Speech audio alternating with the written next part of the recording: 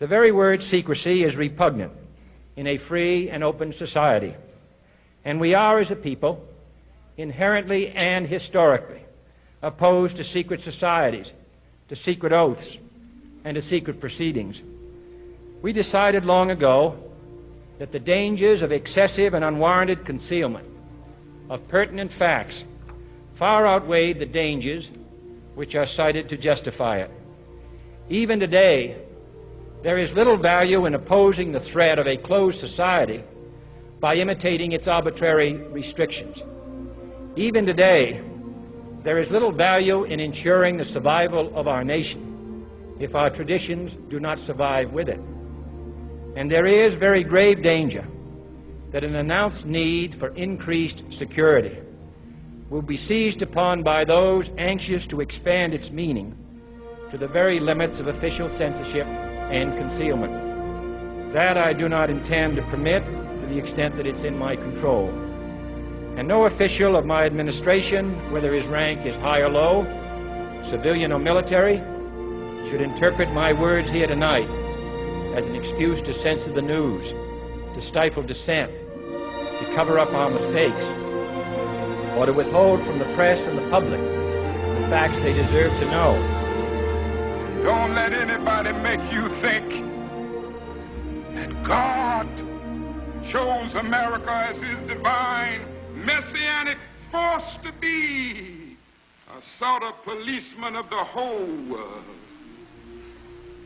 God has a way of standing before the nations with judgment, and it seems that I can hear God saying to America, "You are too arrogant.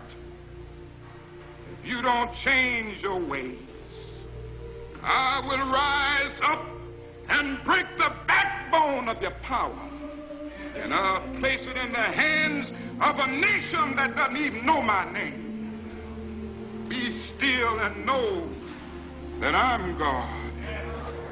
The promises of the great society have been shot down on the battlefield of Vietnam, making the poor, white and Negro, bear the heaviest burdens both at the front and at home. Though the civil rights leaders, for various reasons, refuse or can't take a stand or have to go along with the administration, that's their business. But I'm afraid tonight that I know that justice is indivisible. Injustice anywhere is the threat to justice everywhere. And the response and dedication of our citizens, whenever they are fully informed. I not only could not stifle controversy among your readers, I welcome it. This administration intends to be candid about its errors. For as a wise man once said, an error doesn't become a mistake until you refuse to correct it. We made the wrong diagnosis, we should change the treatment.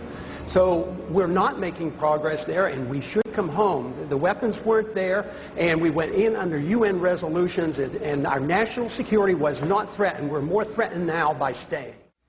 We intend to accept full responsibility for our errors, and we expect you to point them out when we miss them.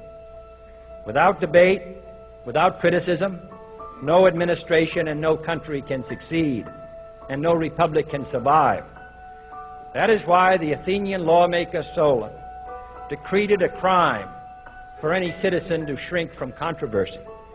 And that is why our press was protected by the First Amendment, the only business in America specifically protected by the Constitution, not primarily to amuse and entertain, not to emphasize the trivial and the sentimental, not to simply give the public what it wants, but to inform, to arouse, to reflect, to state our dangers and our opportunities, to indicate our crises and our choices, to lead, mold, educate, and sometimes even anger public opinion.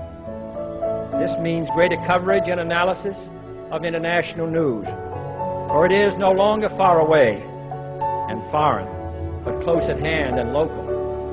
It means greater attention to improved understanding of the news, as well as improved transmission. And it means, finally, that government at all levels must meet its obligation to provide you with the fullest possible information outside the narrowest limits of national security. And so it is to the printing press, to the recorder of man's deeds, the keeper of his conscience, the courier of his news, that we look for strength and assistance, confident that with your help, man will be what he was born to be, free and independent, free and independent, free and independent, free and independent. I'm Ron Paul. I'm a congressman from Texas, serving in my 10th term.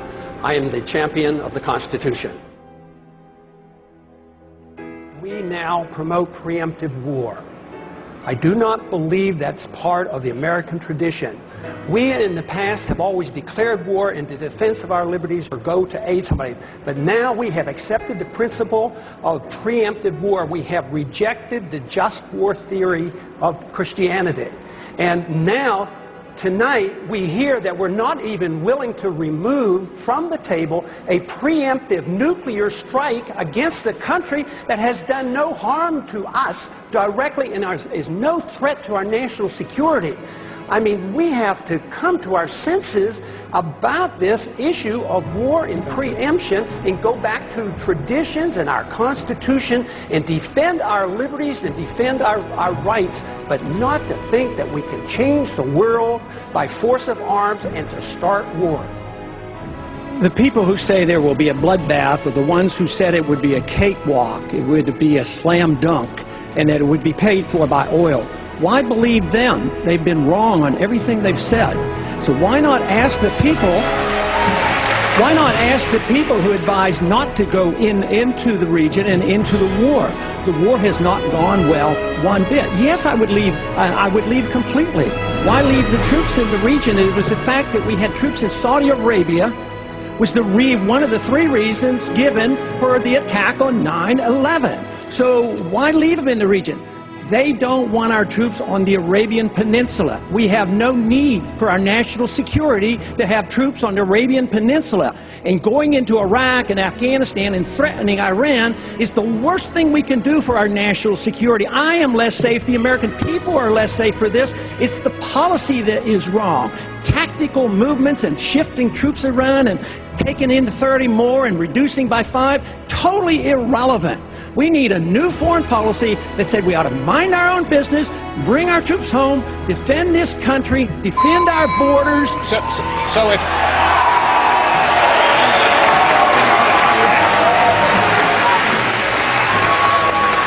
So, Congressman Paul, and I'd like you to take 30 seconds to answer this. You're basically saying that we should take our marching orders from Al-Qaeda. If they want us off the Arabian Peninsula, we should leave? No!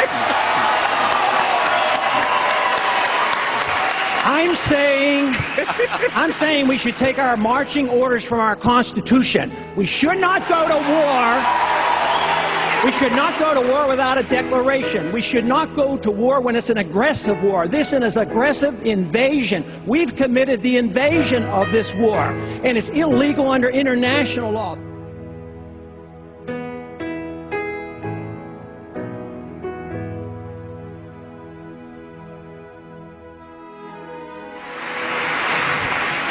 The American people didn't go in. A few people advising this administration, a small number of people called the neoconservatives, hijacked our foreign policy. They're responsible, not the American people. They're not responsible. We shouldn't punish them. Congressman, we are one nation. We can't be divided. We have to be one nation under God. That means if we make a mistake, we make it as a single country, the United States of America, not the divided States of America. When we make